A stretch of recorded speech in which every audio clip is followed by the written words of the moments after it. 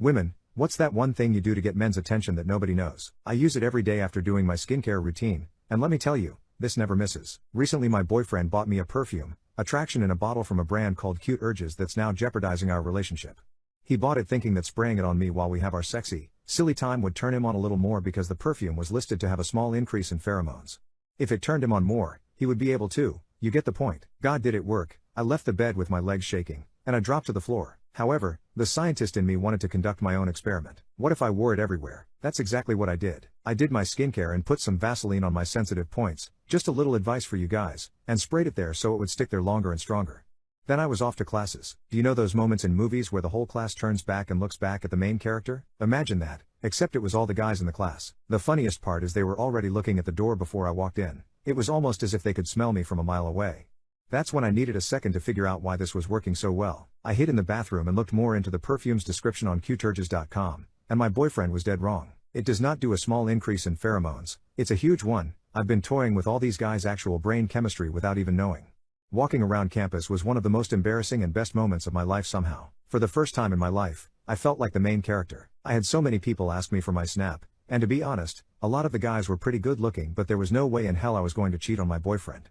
That's what I thought until I met him. I won't give his real name, so I'll call him Paxton for all my never have I ever fans. Paxton and I got to talking, and he's actually a really nice guy. He owns his own startup company and pulls around 6 figures every month. I told him I had a boyfriend and wasn't interested in the dating realm, but I had no problem being friends. He told me that we weren't going to be friends. I'm supposed to be meeting him at a hotel later this weekend, so we'll see how this goes. It feels so wrong yet so right. My dad threatened me because of my gay haircut. My dad is suffering and takes it out on me. I'm currently living at home but actively searching for a place to live, in secret from my parents.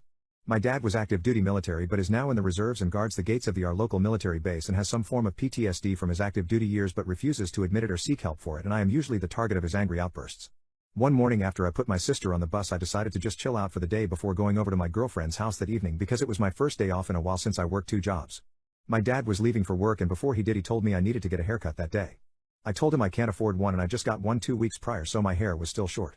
He said he didn't care and to just borrow money from your mom or your girlfriend. Just get rid of that gay haircut, no excuses. Then he left. About an hour later I called my mom and let her know what's up. She sighs but doesn't fight it, but I told her to hang on. I called the barber shop I go to and asked if my guy was working that day. He was not. That's an issue because every other barber in the area has either messed up my hair really badly or refuses to touch my hair due to the fact that I'm mixed and have thick curly hair, and they are afraid they will mess it up. So I call my mom back and let her know my guy isn't working today, but I know he will be tomorrow. She says okay and to just go the next day, so we go on with our day. After my mom gets home from work I head out to my girlfriend's house at about 5 p.m. About 15 minutes after I get to her house my mom calls me and says, "Do they have hair clippers there?" Me, "I don't think so." "Why?" "Mom, Pop says if you don't come home with a haircut he's cutting your hair off." My girlfriend overhears this and, having heard what I go through with him all the time, says, "What the hell? No. You're not gonna let him do that to you, that's abusive as hell." "Mom, am I on speakerphone?" Me, "No mom, I'm gonna go, I'm tired of getting yelled at today." I'm dumbfounded at this point but quickly snap out of it, remembering the man I'm dealing with and how common this sort of thing is for him, and look at my girlfriend. Admittedly I looked for clippers in her house, even dog clippers, and when I couldn't find any I got desperate enough to ask her to cut my hair with scissors. I know it sounds ridiculous, but you have to understand how much this man scares me. He and I are of similar heights, but he is much stronger than I am and much more intimidating, and he knows it. He has punched me in the chest before because I wasted his tire shine for his car, and rather than normal punishments, he would have me do military exercises for 4 hours over any little thing. Woke up late? Exercise. Dishes weren't done? Exercise. Wearing clothes I don't like? Exercise. At one point he grabbed me by my collar and held me up against a wall in front of all our family friends because he thought I sided him. But anyway, after I can't find any clippers my girlfriend tells me to stop and relax.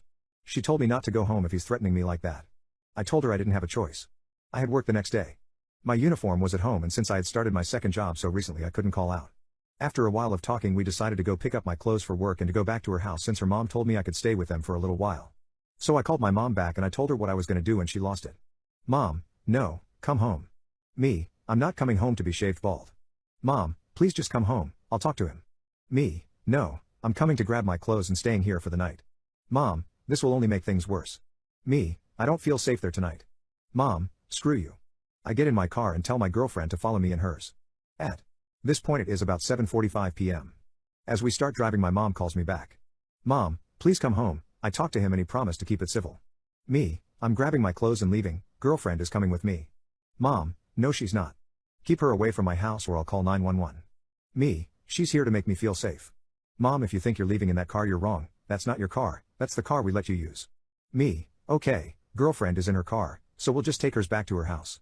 My mom then starts going on about how this is going to make her have a stroke, if I don't come home she's going to call an ambulance on herself, and that I'm putting her in a really bad position.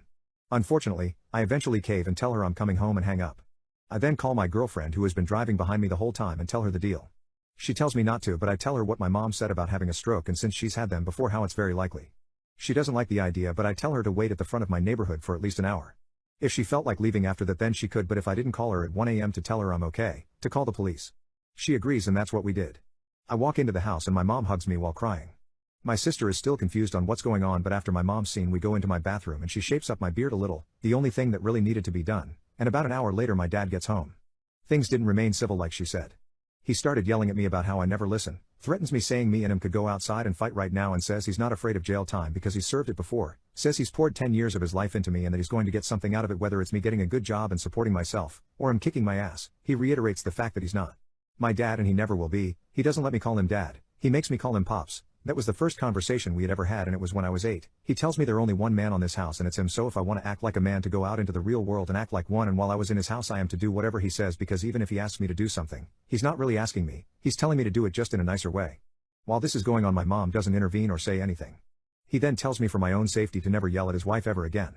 I went downstairs to my room after all this and called my girlfriend to let her know I'm okay. For reference, he started yelling at me at 9:20 and I called her at 11:30. I was standing there getting yelled at for over 2 hours. A few weeks later and I'm still at home. I'm very much looking for a place to live, but I'm stuck here for at least a few more months. My dog poops and pisses every time I have intimacy. I'm at my wit's end with my dog, my beloved 8-year-old pug. I thought my grandmother's gallbladder was weak until I started having intimacy and my dog was not having it. She is my only dog and I also have 2 cats. I have been with my boyfriend for a year and a half now. Here's the problem that I am embarrassed to seek help for. Every time my boyfriend and I have intimacy, my dog pees and or poops on the floor. Every single time. Without fail. This happens even if she's been walked and all the pee and poo she's got in her is already evacuated. It's like she keeps a spare in the barrel for the occasion or something. It is a fact that my dog is overly attached to me. She is a pug bred for companionship, and she is quite anxious, hyper, and strong-willed in her personality. She sleeps with me, and seems to always plant herself between my boyfriend and I. She and my boyfriend get along fine, but if she had the choice, she'd be glued to me all the time. She is crate trained, but stays in it only during the day when I am at work. She is fine with this, she even runs into it when it's time for me to go, but if I am in the house when she's in her crate, even at night, she will endlessly screech, bark, cry, and dig to get out. So putting her in her crate when we have intimacy doesn't seem like the best solution either. She has lashed out at my boyfriend a few times, especially when I'm still in bed and he's up and he goes to give me a goodbye kiss.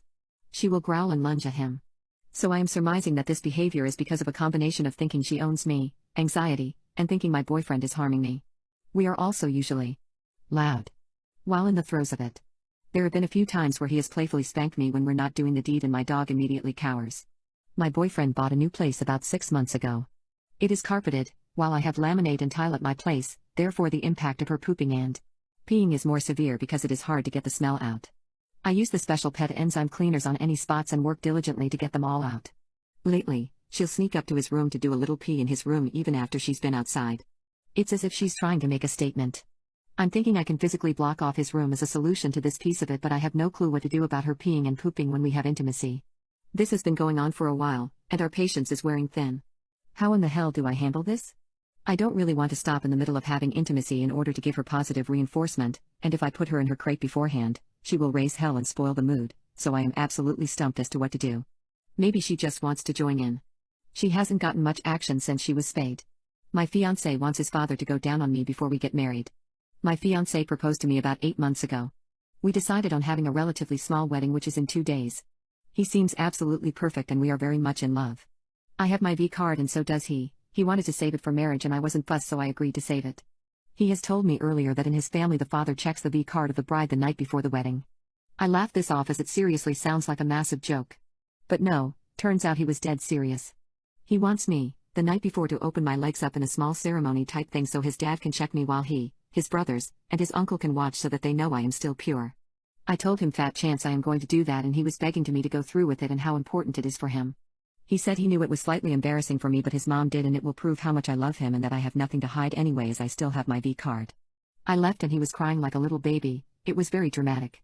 I want to call off the whole wedding because of this and never talk to him again.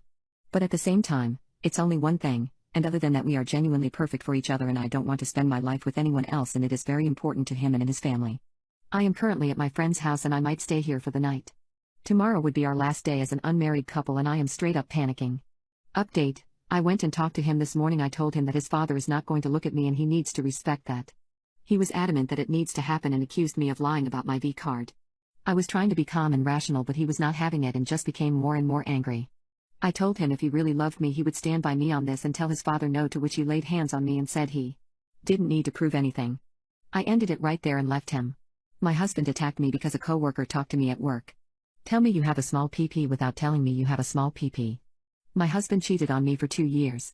However, every time he gets a new friend, he thinks I am into them or sleeping with them. He gave me a concussion because I hugged his friend after helping his wife give birth at home and his friend was trying to say thank you. I didn't want to hug the guy anyway, but I was being polite and we were in their house. I got a new job at a restaurant, and one of my coworkers is really attention-seeking, and he is dating another girl coworker. We have karaoke nights on the Mondays that I work, and the coworker always comes and sings a lot and is intoxicated. I don't talk to this dude or acknowledge him because my husband thinks he is attention-seeking. I sang a song at karaoke, and my coworker commented on it. Now my husband is mad because he says I don't have boundaries when I ask him to have boundaries with women. His friend was a few hours late to meet up with him the other day. I was home alone and cleaning the house and had music on. My husband called me 10 times and I didn't notice because I was cleaning and didn't have my phone. I also missed a call from my friend. I answered his last call, and he accused me of having his friend over and sleeping with him. We even had a friend who was a homeless meth dude, and the friend talked to me about how he's sleeping with some dude's wife while my husband was right there picking stuff up. He got mad at me for having that conversation, and I agreed that it was inappropriate and won't talk to him by myself anymore. The meth dude made dinner another night and he was being really insecure about his cooking and kept asking if it was okay, so I told him it was great because I honestly wanted him to shut up. I mentioned how my husband makes amazing food. I was punished for a week over this and there was physical violence. Today, we were arguing because the coworker thing happened last night. He wanted to leave so I tried to get in the car to stop him. He got in the car and told me that he is going to give me a concussion and unalive me. He started attacking me and I saw blood all over us. He tried to choke me to the point I couldn't even make a sound to scream. I opened the car door and screamed for my landlord to help as she lives right on the property. She helped us calm down and he apologized and says he doesn't like having rules on him. The advice I'm really looking for is, has anyone ever been with someone who is very traumatized? He was a child refugee from Africa. His relationship with his mom is bad and she showed no love.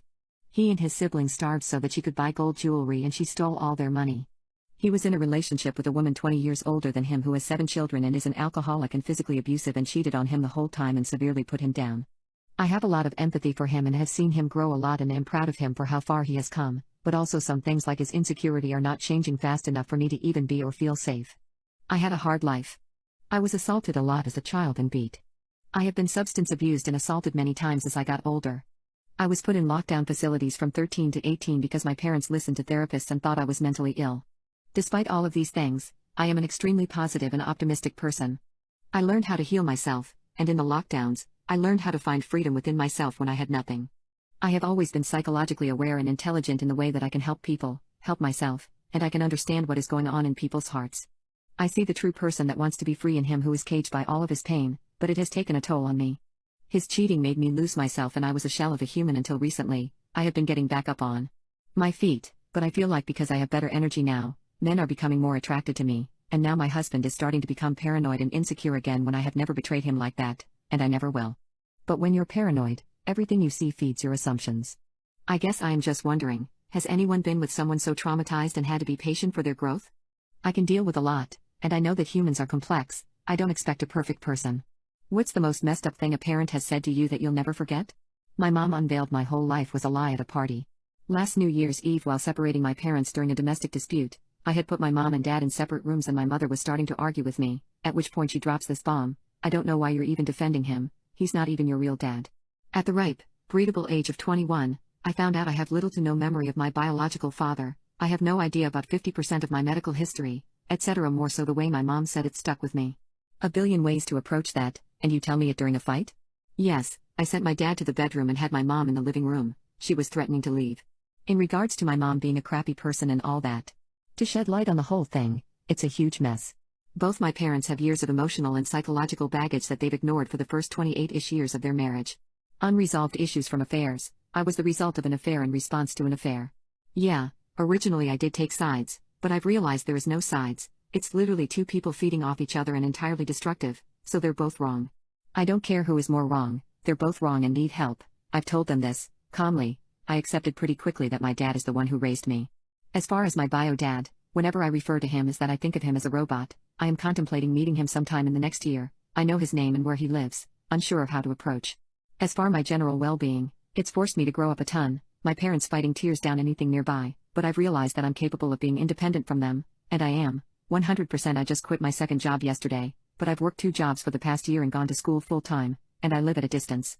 Finally, I just need to say this, I love my parents. Sounds insane, and they don't deserve it, but rarely do we as humans deserve something like love. They are flawed, very very flawed, but they are my parents. My boyfriend is a snob and I can't stand it. I've been dating my boyfriend for 3 years and we moved in together a few months ago. I've never noticed anything wrong with how clean he was before and I was excited to move in. When we first moved in, I worked about 20 hours a week and he worked 30, because I worked less. I was fine with taking care of the house and it was good until I got a new job and now work 50 hours while he works 25 hours now. He never cleans up after himself and I always had to after work. I just got too exhausted working so much and cleaning up after 2 people. He leaves his clothes everywhere, never washes dishes, leaves garbage everywhere, leaves earwax-filled tissue, moldy cups, nail clippings, bags and containers. He's never cleaned the toilet or bathroom and thinks it's fine. He also shaves his beard in the sink and leaves the hair in the sink for days until I finally do it. The list goes on. I have given up on cleaning and asked if he could start doing more since I work more and pay more bills than him anyway. He did for a day and stopped after that. I went away for a week and the house I came back to was worse than ever. We have a fly infestation and silverfish in the bathroom. I was furious and asked if he's used to the flies. He said he's had them a lot and just said he'll buy bug spray, which doesn't fix the actual problem. I'm thinking of moving into my own little studio to have it to myself because I can't stand living here anymore. I don't want to spend my life cleaning up after him. Right now there's 2 full bin bags in the kitchen and all of his dirty dishes everywhere and I'm just too tired to deal with it. I can't even feel comfortable or eat in the house. I'll only grab a sandwich from the store when I go out, but I used to be such a great cook. It was one of my hobbies and I miss it. He sees nothing wrong with any of the mess and I don't know if I'm overreacting. I'm pregnant and depressed, and my boyfriend won't stop looking at pictures of naked girls. This pregnancy wasn't planned, so it was a surprise for us both, but we are in a loving and committed relationship, so we've been very happy and excited for this new chapter of our lives. He's wanted a baby for a long time. This is both of our first child and our families are extremely supportive and ecstatic of the news. I have been dealing with prenatal depression lately. I'm unable to sleep, panic attacks for the first time in my life, crying for no reason, and just an overall sense of sadness and pain in my heart. There are of course tons of things that go through my mind, such as, am I going to be a good mother? I've never been the type of person who thought I was born to be a mom. Are we going to get through this pandemic unscathed? Since it was an unplanned pregnancy, I wonder if this is even what we want. Will we be okay financially? Etc. etc. I've always been a slim and pretty girl who gets lots of attention from people, and due to this pregnancy, I've only recently realized that my self-esteem and confidence was largely based on how I feel about my looks. I've always been very confident and had high self-esteem, but now that my body is starting to change and due to the depression, I've been feeling ugly and obese, and it's been an internal struggle that I've been dealing with. I feel very vain saying this, but I'm actually less afraid of the labor and more afraid of the fact that my body is going to be permanently stretched out. I'm dealing with a very shallow and vain identity crisis, which also makes me feel so guilty for the baby, and I'm upset that I'm even having these thoughts, but I can't help the way I feel. I have been vocal with my depression and the thoughts I've been having, and my boyfriend has been so supportive and loving every step of the way. My boyfriend is very active on Instagram and he follows lots of model-type girls. This isn't a secret and it's something I've known since before we started dating, but yesterday I found out that he has lots of these girls' pictures, screenshots of stories, etc., and it sent me into a spiral of how ugly I feel and how I'll never be good enough for him. Although it wasn't a surprise he had these pictures, it still made me so sad, hurt, and disappointed. I largely equated Insta girls to adult content, which I'm okay with, but a lot of the girls he follows are from the city we live in, which feels a little too close to home. When I found out about the pictures, we had a big argument about this, and he reassured me that I'm the only one he wants to be with and that the baby and I are the only thing that matters in his life. He said that the pictures were either sent to him by friends or he'll send them out to his friends, but that's just what guys do and that it doesn't mean anything. He's very secretive of his phone, and when I asked to see his phone he refused, saying that as long as I trust him and he's not cheating, it shouldn't matter what he does and that the same rule applies to me as well. Last night we ended the talk on a good note with him telling me what a wonderful life we're going to have, how much he loves me no matter how I look, and how excited he is of what's ahead of us. It's the morning now and he's still sleeping, but I still feel so awful and sad about the fact that I'm never going to feel like I'm good enough for him and that I'll be left with a destroyed body to have a baby that wasn't even planned to begin with. I feel helpless as there is nothing I can do except deal with my emotions, because who am I to restrict how he uses his phone and what he looks at? He's an adult, and even if I told him not to look at girls, I can't control that, and it's easy enough to have burner accounts to hide this from me anyway. I feel so hurt and heartbroken by it all. I know that if I was doing anything that upset him the way this upsets me, I would stop doing whatever it is. Immediately. But he says that since we love and trust each other, we shouldn't have to restrict what the other person does, which I mostly agree with. But the pain won't go away and I'm at an all-time low with my self-esteem. I have no more tears left to cry. I feel empty but also full of pain at the same time. My girlfriend's friend wants her to open our relationship so he can get with her. I've been with my girlfriend Emily for 4 years now. Emily has a close friend Jeff who I have never liked. The guy has always come off as skeevy, whiny, and creepy to me. I've heard things about him from ex-friends, and even current ones that make him just come off as pathetic and creepy. I could go on about it, but I'll cut to the chase. The real reason I do not like Jeff is that he has always been interested in Emily. They met in middle school and he's had a crush on her since then. He's tried and failed multiple times over the years to get her to like him. Ever since I came into her life, and we started dating, he's always given me the feeling that he's orbiting, waiting for us to break up to try again. He's backed off romantically though and hasn't tried anything for the 4 years we've been together. Jeff has been a sore topic for me and Emily. Even though I don't like him, she and her friends do. I've made it clear to her that I don't like him, but I've never interfered with her friendship with him because I've always trusted her when she tells me she feels nothing romantically for him. This all changed last week. Jeff's own romantic life can only be described as unusual. From what I know, mostly one-night stands and third-wheel scenarios. He's openly poly and I've heard far too much about it from him. Not the lifestyle for me, but whatever suits you. What got to me though, was how he would talk about it to the people in monogamous relationships in his friend group. Pitching it as if he was trying to sell them on it for other reasons. Last week, Emily and I tagged along with her friends for an outing. We ended up at a dive late at night for drinks and Jeff tagged along with the two of us. He was incredibly off-putting to me the entire night, much more than usual. Acting all buddy-buddy with me to an uncomfortable degree. As we sat and chatted, he brought up his most recent relationship from a few months back. A poly relationship where he was third-wheeling another couple. It was very awkward. Much more so when out of nowhere he recommended we try something like that ourselves. The short of it is he asked us to open our relationship and become a triad with him. He knows I'm straight, so what he really meant was he wants to get with Emily and for me to be okay with it. Emily declined, and I wanted to tear into the creep. However, Emily made me go to her car so she could pay for our drinks and leave knowing I was about to make a scene. Suffice it to say, I am not comfortable with her continuing to associate with him. I've made it clear that what he did was completely disrespectful of our relationship and that I don't trust him not to do something more sinister at this point. Emily, however, disagrees. She's saying this is just how Jeff operates, which makes me even more uncomfortable with the situation. He's not neurotypical, and her whole friend group has used that as an excuse for so long. I'm sick of hearing it. We have been arguing nonstop about this now. She doesn't think this is enough of a reason to cut him off and I cannot understand why. Her friend group has essentially decided to stay out of it as well. I did share my thoughts with someone I know who is an ex-friend of Jeff's from high school. I also learned that Jeff has tried to break up Emily and her boyfriends before, and he thinks this is another attempt. She was planning on going out Friday with friends to a movie, which included Jeff. We ended up having another massive argument in which I told her to not come back if she left. She's been staying at her parents' house since. Emily refuses to tell me what about Jeff is so important and endearing he's worth this. It's like to her this is just normal or something. How do I even proceed at this point? It feels like I'm just being walked over. What's the most effed up thing you've ever walked in on? My dad passed out with a needle in his arm and a naked prostitute sucking his flaccid pee-pee. Rough stuff at 9 years old. At least I know mine's bigger. I walked into an unlocked bathroom stall only to find a completely naked fat kid, around 10 to 12 years old, standing on the rim of the toilet while squatting to take a poop. It was the absolute worst timing as I saw the stool exit his smooth marble sculptures. He immediately began screaming profanities at me as if I'm the dumb SS who was butt naked in a public toilet and forgot to lock the door. I've tried, but it can't be unseen. He wasn't even Asian. Sometimes you take a poop that's so big you work up a sweat. Clearly this kid had ascended past this point into a higher plane of being. Clothes no longer mattered to him. My mom, who was 68 at the time, was in bed having intimacy with her boyfriend, whom I had not yet been told about. Bleach was needed. 68 really leads to 69. I went bar hopping with some friends a while ago and one of the girls in our group had a habit of running off when she got intoxicated and getting into trouble. As soon as we realized she was gone, everyone split up to look for her. I went to check the restrooms. The bar that we were in had one restroom for both guys and girls but multiple stalls. I find a stall with the door slightly open and hear weird noises from inside. Figured she must be puking in there so I barge in. It wasn't her, it was actually 3 guys in a pseudo-human centipede threesome. I was so stunned that I stood there for a solid 10 seconds and they told me to join. I backed out slowly, had a cigarette, and called it a night. I can't tell you the logistics of 3 grown damn men clapping cheeks in a stall, seeing as I barely understand it myself.